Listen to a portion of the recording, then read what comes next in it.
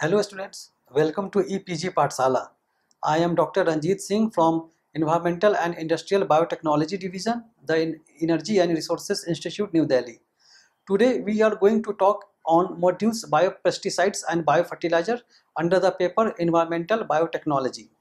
After completing this module, you should be able to understand about agriculture in India, challenges in agriculture, crop cultivations, biofertilizers and the types of the biofertilizers, about biopesticides and its different forms of biopesticides. So let's first introduction. Agriculture in India is agriculture is for lower middle income country, and agriculture is a leading economic sector in India. It is a primary source of food and raw materials which provides a livelihood to about 80% of the Indian populations. Agriculture accounts for about 17.9% of total GDP contributions. Agricultural land in India is reported to be around 16.41% in 2014 according to the World Bank collections of developmental indicators. Agriculture is the second largest agricultural land in India, which holds second largest agricultural land of around 157.35 million hectares. It records production of food grains is in fiscal year 2016. Total food grain production in India was recorded at 253.16 million tons, which increased to 273.83 million tons in fiscal year 2017. India is the largest producer of spices, pulses, tea and jute, and it's the second largest producer of wheat, rice, fruit and vegetables. Now we will talk about Indian agriculture and their advantages.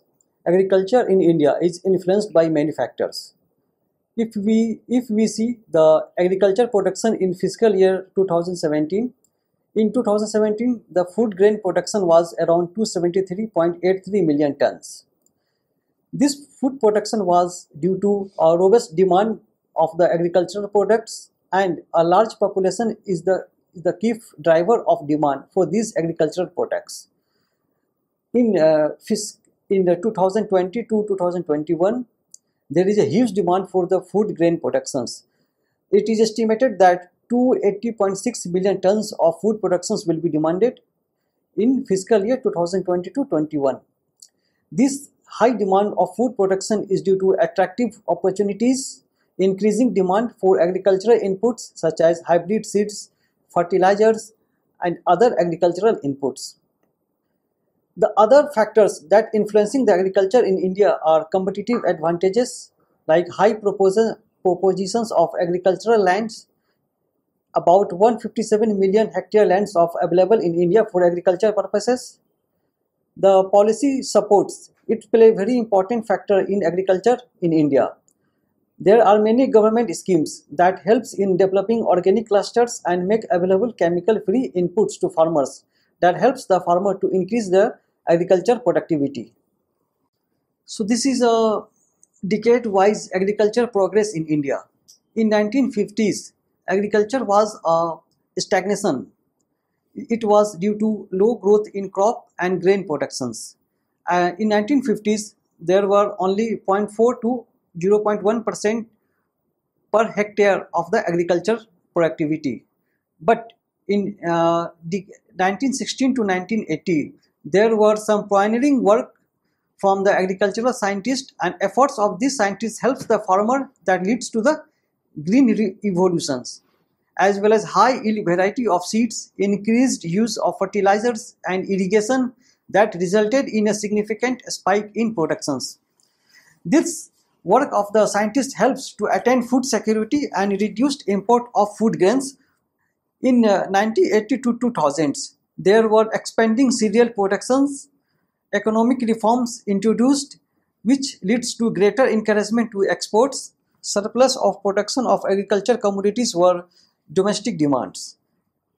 That leads to India as a net exporter of agriculture products.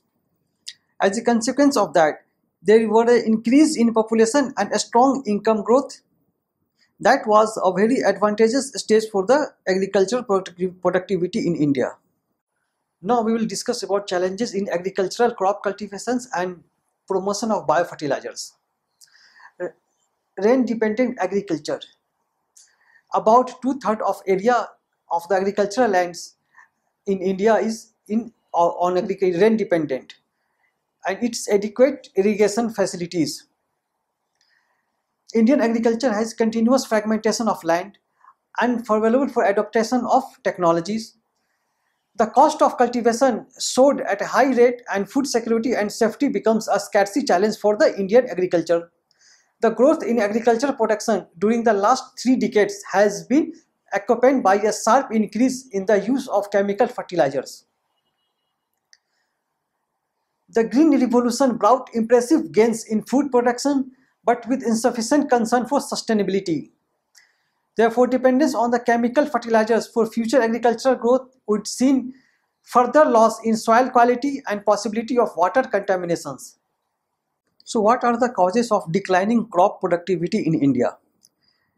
The crop productivity in India are very affected because agriculture crops are damaged by more than 10,000 species of insects, 30,000 species of weeds, 100,000 diseases that caused by fungi, viruses, bacteria and other microbes, and 1,000 species of nematodes. That has affected the agricultural productions in India in a very huge numbers. The other factors that are affecting the agricultural crops productive in India are use of chemical pesticides and fertilizers in agriculture, indiscriminate and imbalanced use of chemical fertilizers, especially urea along with chemical pesticides. Therefore, there is an urgent need for environmental friendly methods of improving soil fertility, plant nutrients as well as pest and disease control alternative methods. Moreover, the use of chemical pesticides and fertilizers in agriculture has been a sharp increase in recent years, and it has reached alarming level with grave implications for human health, the ecosystem and groundwater. Moreover, biopesticides and fertilizers are potential environment-friendly inputs that are supplemented for proper plant growth. So what are biofertilizers? Biofertilizers are biologically active organic products which contains specific living microorganisms, for example bacteria, algae, fungi, in a concentrated form, which derives either from the plant roots or from soil or root zones. They improve the health and quality of soil that helps the plant to get necessary nutrients.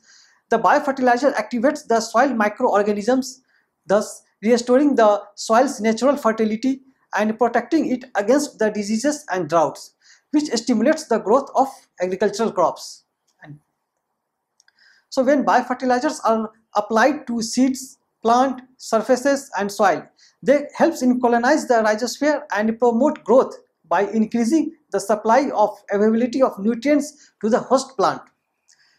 Therefore, biofertilizer add nutrient through the natural process of nitrogen fixation, solubilizing phosphates and stimulating the plant growth. Now the question is, why to explore biofertilizers? Indiscriminate use of synthetic fertilizers has imposed a threat to the sustainable agriculture. This is due to pollution and contamination of our agricultural soil, polluted water basins and water available for the agriculture purposes. This chemical fertilizers has destroyed the microorganisms and friendly insects, increasing cost of chemical fertilizers. Therefore, the long-term use of biofertilizers is economical, eco-friendly, more efficient and productive. So, how does these biofertilizers work? The biofertilizer works by fixing atmospheric nitrogen in the soil, in the root nodules of legume plants, and this atmospheric nitrogen makes available to the plants. This biofertilizer solubilizes the insoluble forms of phosphates like tricalcium iron into available forms. This biofertilizer produces hormones and antimetabolites which promote root growth. They decompose organic matter and help in soil mineralization. Advantage of biofertilizers. Biofertilizer increases harvest yield. For example, the average increase crop yields by 20 to 30% total. It improves the soil structure. So use of microbial biofertilizers improves the soil structure by influencing the aggregation of soil particles. It's a better waste relations. Biofertilizers improve the leaf water and turgor potential. It maintains the stomatal functioning and transpirations. It helps in increasing root length and developments of the shoots and roots of the plant. So what are the other advantages? It helps in the lowering the production cost. Since biofertilizers are made from easily obtained organic materials such as rice husk, soil, bamboo and vegetables, etc., it reduces the input expenses in compared to the chemical fertilizers. It helps in the fortifying the soil. Aquatic cyanobacteria provides natural growth hormones, proteins, vitamins and minerals to the soil, which helps in the stimulate of the growth of the plant. It helps in the improving the sustainability of agriculture. Biofertilizers improve the soil profile, which leaves water sources untended and promote the growth without any side effects on the plant. Now we will talk about different types of biofertilizers. The biofertilizers can be broadly classified into 5 groups: bacterial, fungal, algal, aquatic and earthworms. The bacterial biofertilizers are free livings or symbiont. Symbionts are nitrogen fixers like Rhizobium, Azospirillum species, and free living biofertilizers are Azotobacter, Klebsiella species. Phosphate solubilizing bacterial biofertilizers are Pseudomonas species, Bacillus megaterium. The fungal biofertilizers are vascular, arbuscular, mycorrhizal. It's a very popular biofertilizers. The third one is algal biofertilizer. This is blue green algae in association with Azolla, Anabaena, Nostoc or Coledoria. Aquatic fern is also a type of biofertilizers. The most famous example is Azolla fern. And the last types of biofertilizer is earthworms, which improves the soil nutrients available for the plants. Now first we will talk about bacterial biofertilizer. Bacterial biofertilizers are living cells of bacteria that is used as a fertilizer purpose. These microbes contains unique gene called NIF gene, which allow this bacteria to fix the atmospheric nitrogen. The nitrogen fixing bacteria work under 2 conditions, either symbiotically or as a free living bacteria. The most important example of nitrogen fixing bacteria are Rhizobium species and Azospirillum species of bacteria. Rhizobium species of bacteria can fix atmospheric nitrogen in the range of 50 to 300 kg per hectare. Rhizobium bacteria lives in the root hairs of the legume by forming nodules in the root. And these nodules supplies essential minerals and newly synthesized substances to the bacteria.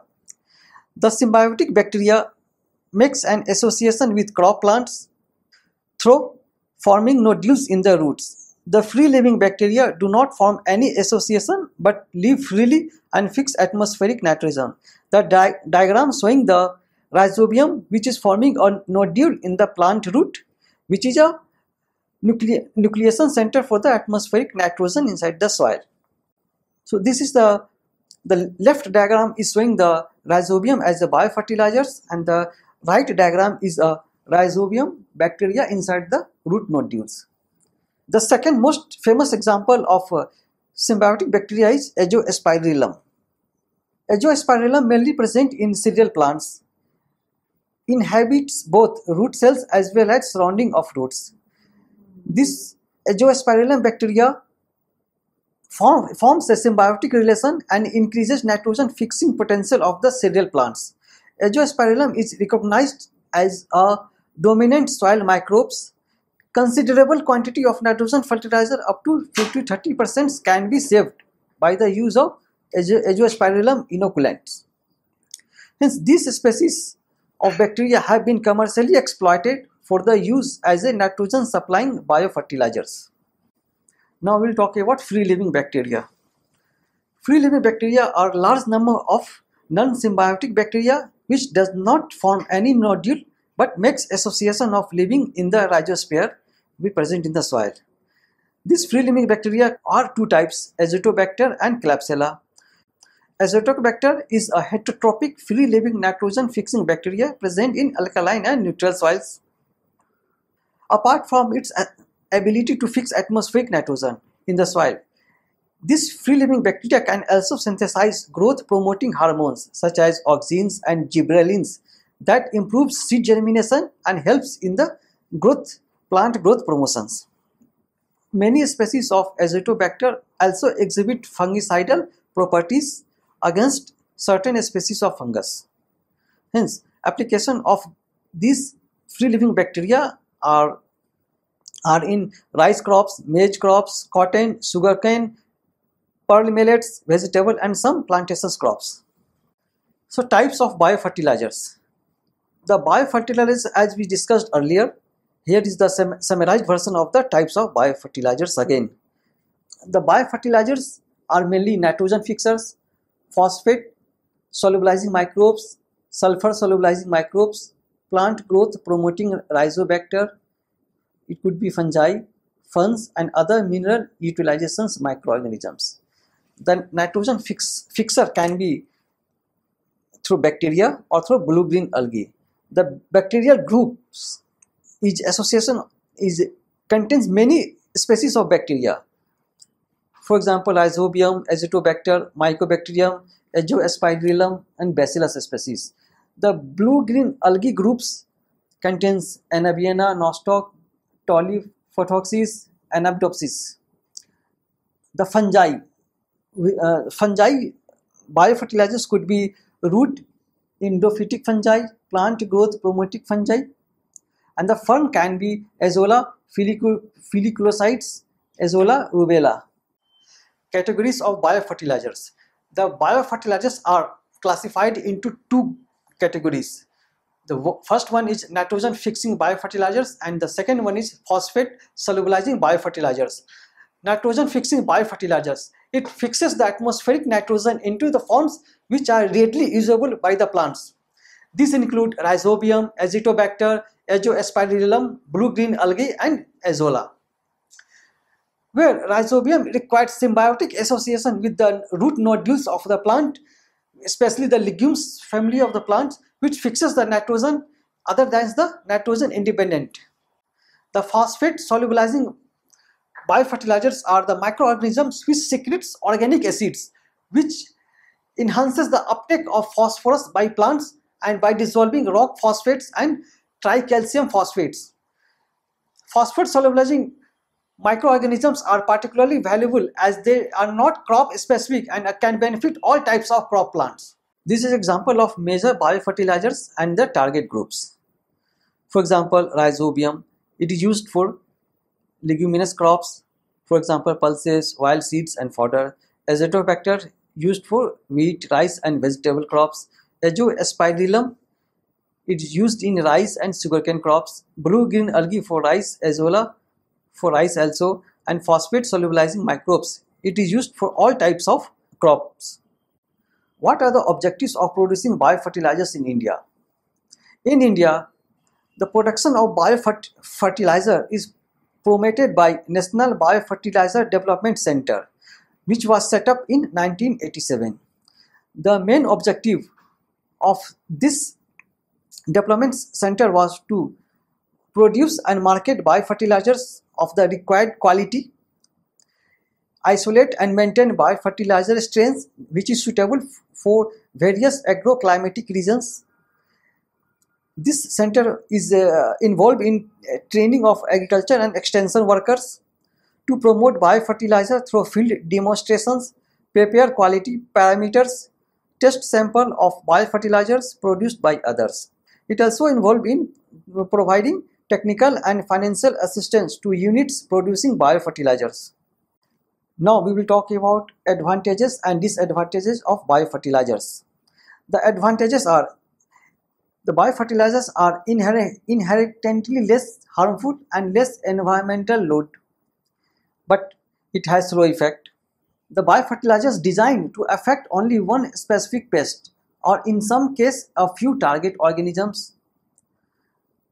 Biofertilizers often effective in very small quantities and often decompose quickly thereby resulting in lower exposure and largely avoiding the pollution problems. When biofertilizers are used as component of integrated management of pest, biopesticides can contribute greatly. Biofertilizers produces no toxic effect on crop plants.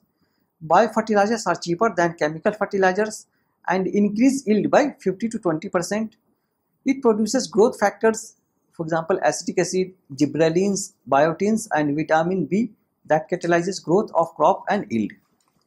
The disadvantages of biofertilizers are slow growth, lack persistence, and wide spectrum activity, rapidly degraded by UV light, so residual actions is slow. Its effective dose can be higher. The seasonal availability of plant products leads to need for storage of biofertilizers, not easily available everywhere. It has a poor water solubility and are generally not systematic in nature. Liquid biofertilizers. As we discussed earlier, biofertilizer is one of the prime inputs in organic farming. Not only enhances the crop growth and yield, but also improve the soil health and sustain fertility. At present, biofertilizers are supplied to the farmers as carrier-based inoculants. As the alternative way, liquid formulations technology has been developed in the Department of Agriculture Microbiology, Tamil Nadu Agriculture University, Coimbatore, which has more advantage than the carrier inoculants. The figure is showing the liquid biofertilizer as a commercial product. Benefits of liquid biofertilizers. The advantage of liquid biofertilizers over conventional carrier-based biofertilizers are: the liquid biofertilizers have longer shelf life. It is approximately 12 to 24 months. It has no contaminations, greater potential to fight with native populations of pests. It's easy identification by typical fermented smells. Liquid biofertilizers having cost savings on carrier material, pulverizations, neutralization, sterilization, packaging and transport. Quality control protocols are easy and quick. It has better survival on seeds and soil. Liquid fertilizers has no need of running on biofertilizer production units though throughout the years. It has a very much easy to use by the farmers. Doses is 10 times less than carrier-based powder biofertilizers. High export potential and high commercial revenues. It has very high enzymatic activity and no contamination. Biopesticides. Biopesticides are natural pest control substance which controls agents that are obtained from the natural sources such as animal, plant, bacteria and certain animals. This biopesticide kills organisms by virtue of specific biological effects rather than as a broader chemical pesticides or poison. For example, canola oil and baking soda, they have the potential pesticidal applications that are considered as biopesticides. As of April 2016, there are about 299 registered biopesticides as the active ingredients and 1400 active biopesticides product registrations. So using these biopesticides has the advantage over using conventional pesticides because these biopesticides are less toxic to the environment and natural life. These biopesticides play a very important role in the protection of agricultural foods and protection against unwanted microbial organisms. So what are the risks of chemical pesticides and potential for the biopesticides? About 80,000 tons of pesticides are used in agriculture in India annually. Moreover, indiscriminate use of pesticide leads to the three sad R's, that is resistance, resurgence and residues. Elimination of natural enemies of pest, disturbance of the ecological balance in the form of environmental pollutions and environmental degradation. This biopesticides enters food chain and leads to bioaccumulation and biomagnification. Due to misuse and overuse of pesticides, crop losses have been consistently increased. The problem is especially serious because of the development of resistance to pesticides in important pests and the presence of pesticides residues in agricultural and dairy products. Moreover, growing pesticide resistance has meant that a large proportion of agriculture production is lost due to pest only. Therefore, it is important that alternative and environmentally friendly methods of plant protections are adopted, such as integrated pest management techniques, which includes the use of biopesticides. Why biopesticides? So, biopesticides are human and environmental safety for alternatives to conventional pesticides, as 14% of all known occupational injuries and 10% of all fatal injuries are caused by pesticides only. These biopesticides are amenable to a small scale level local production in developing countries. The fundamental components of integrated pest management are natural enemies are get protected, control pest resistance to conventional pesticides, non-availability of several active substances for crop protection due to banning on many insecticides, growing awareness among consumers for environmental and food safety and organic products and chemical-free crops. This biopesticide fits very well where few chemical pesticides exist, for example, nematode control. Most of the biopesticides are short pre-harvest interval which allow more flexibility in harvest and shipping schedules. These conventional techniques or methods can be used for applications, tightening regulations on pesticide residues, especially in developed world. Trends in biopesticides development. The biopesticides development are not a new concepts. They are in use since ages, but grower and industry acceptance happened in the last 7 to 8 years. Currently, global pesticides markets are around 1.3 billion in 2011 and 63% of it was microbial based active ingredients. The projected biopesticide market is 3.2 billion by 2017 at a compound growth annual rates is around 15.8%. Asia Pacific and Europe are expected to be the fastest growing market in near future due to stringent regulation of pesticides and increasing demand for organic farmings and organic fertilizers. Overall, biopesticides represents about 2% of pesticides market.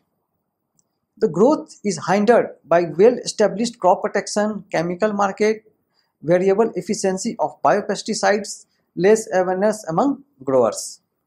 So there is an Environment Protection Agency which encourages the use of biopesticides and biofertilizers through the development of many techniques and technologies worldwide. In 1994, EPA has established the Biopesticides and Pollution Prevention Division to facilitate the registration of biopesticides.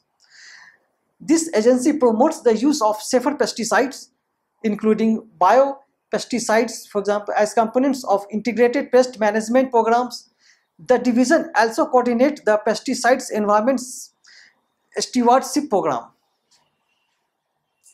Since biopesticides tend to pose fewer risks than conventional pesticides, therefore EPA generally requires much less data to register a biopesticides than to register a conventional pesticides.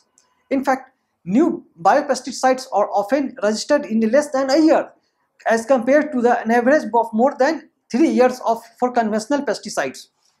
EPA always conducts rigorous review to ensure that the registered pesticide will not harm people or the environment.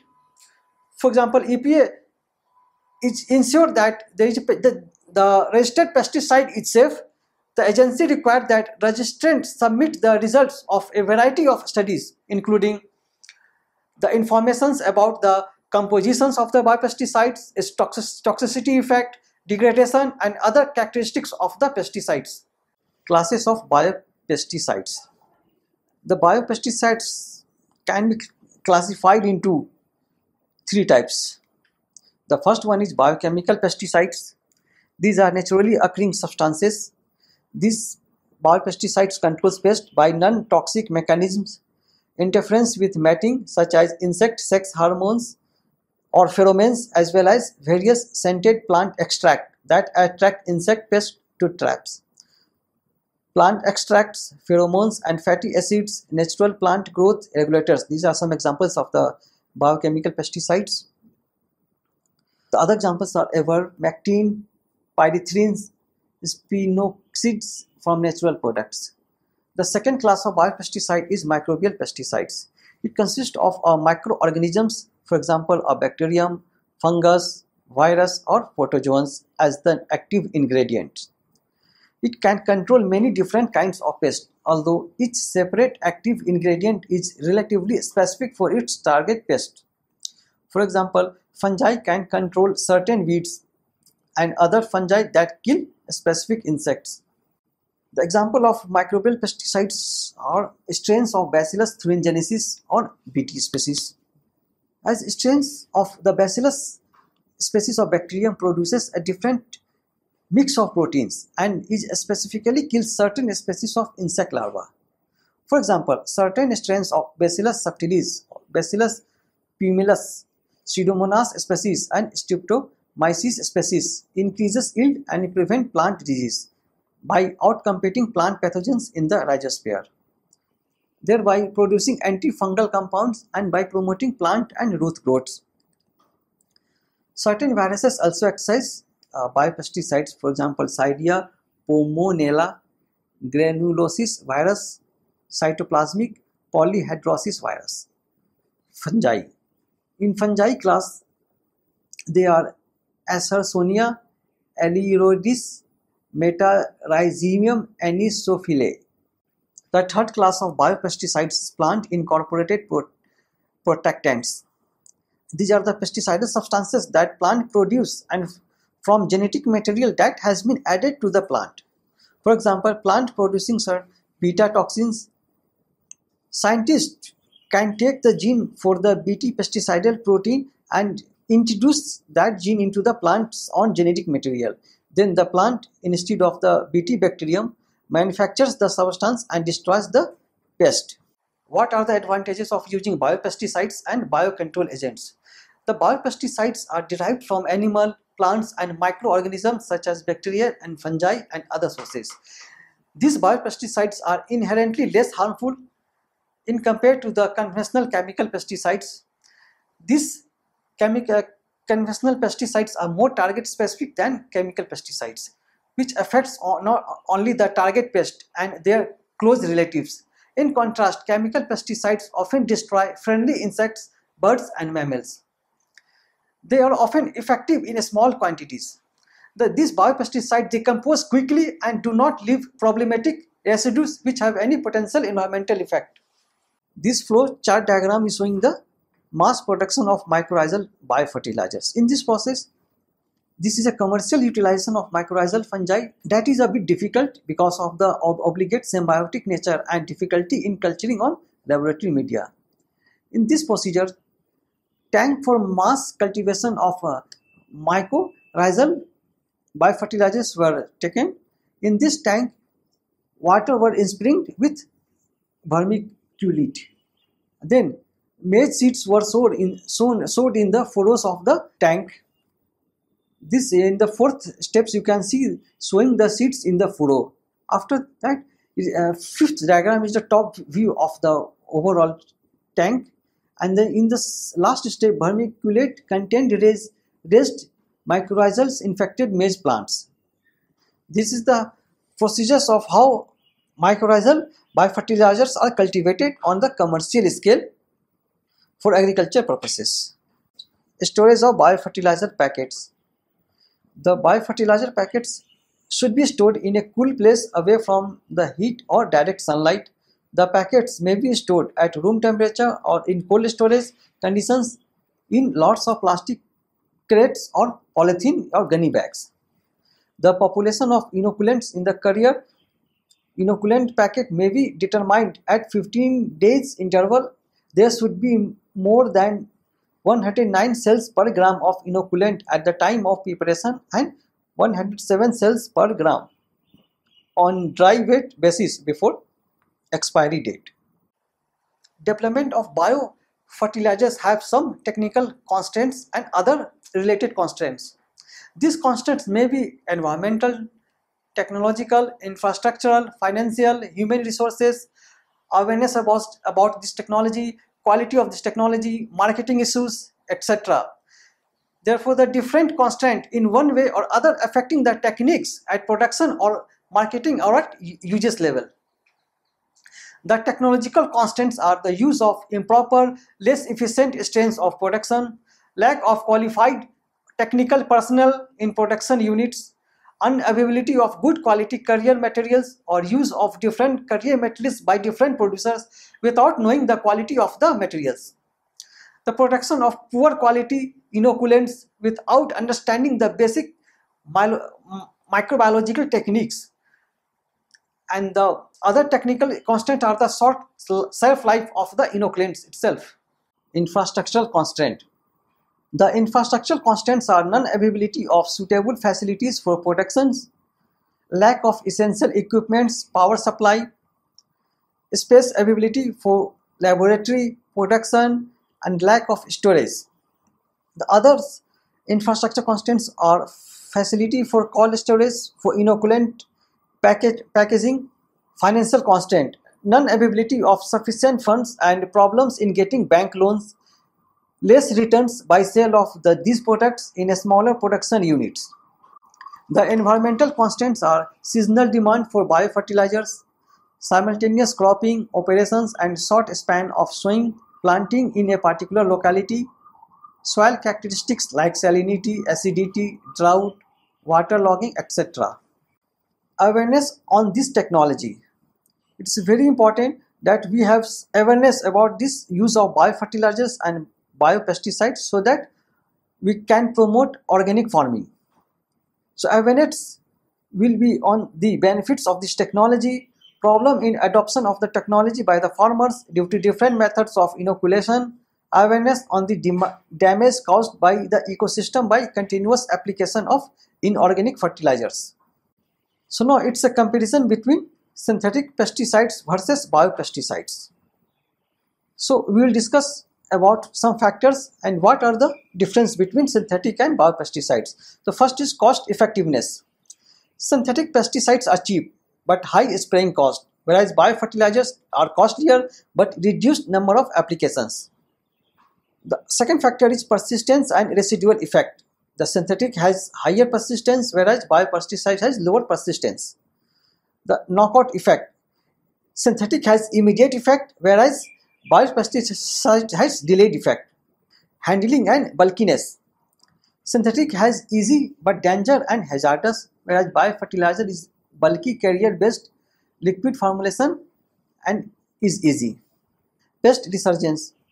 Synthetic has more resurgence whereas biopesticides has less resurgence. Effects on beneficial flora. Synthetic has more harmful effect whereas biopesticides has less harmful effect. Target specificity. Synthetic is mostly broad spectrum, biopesticide is mostly host specific. Nature of control. Synthetic is curative whereas biopesticide is preventive. The last factor is self-life. Synthetic pesticides has more self-life whereas biopesticides has less self-life. So students, let's now summarize what we have learned in this module. We have learned that inherently less harmful than the conventional fertilizers and pesticides, these biopesticides. The biopesticide suppresses rather than eliminate pest populations, so leaves the vulnerable populations to natural enemies. These biofertilizers are effective and often quickly biodegradable and present no residues problem. These are mostly self-perpetuating and these are safe for non-target organism and human. Thank you.